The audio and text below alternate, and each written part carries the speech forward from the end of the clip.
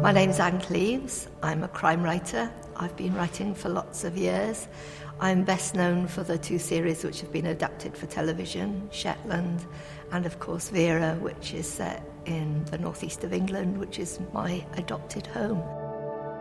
I always say I'm a northeasterner by choice, not by birth, but I can't imagine living anywhere else.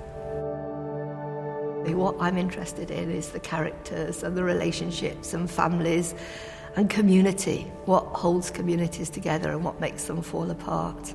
I always start off with place. I always put Vera somewhere and then I see what happens.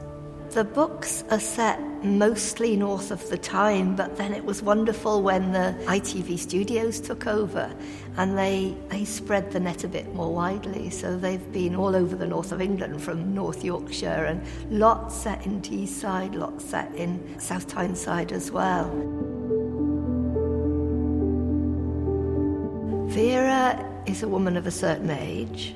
She is very strong, very authoritative, very competent, but she doesn't care at all what she looks like. And I started writing her, I suppose, as an antidote to the beautiful young women which we saw on television, and I wanted somebody who was more real, I think.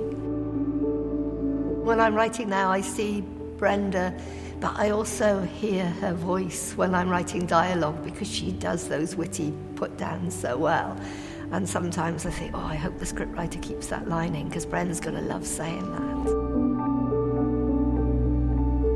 I love the northeast coast, and I love that sense of big skies and long horizons.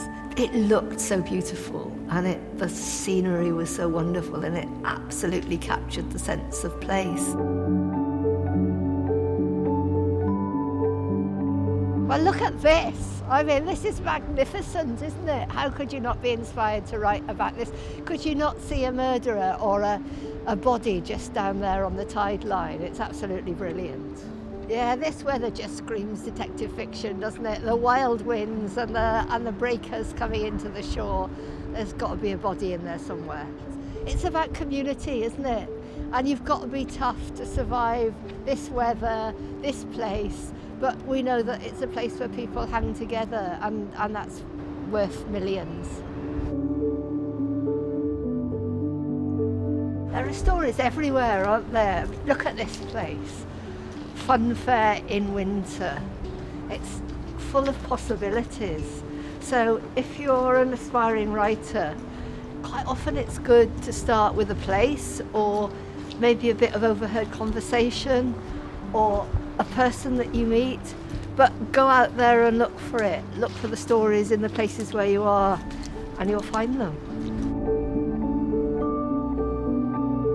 Detective fiction was always my comfort reading. I suppose I was an Enid Blyton child. I loved those mysteries, that idea of trying to work out a puzzle and find out what happened at the end. The traditional crime story has to have some kind of resolution at the end. And I think that's why readers enjoy it so much, especially in a time of uncertainty as we've been through in the last few years. That sense that there is some hope and there is some reconciliation and there is some sense of justice at the end. And I think that's true of all crime fiction. I was always an observer, watching, listening, not being quite part of the action, and that's great practice for being a writer. I never thought I would actually make a living at it, but it was always something that was going to happen.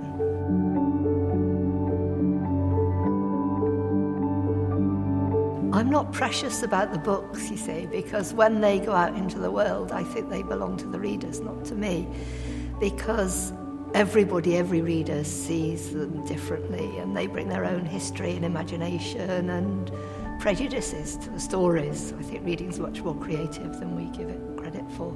So handing it over to a production team to turn into television is really just one step beyond that.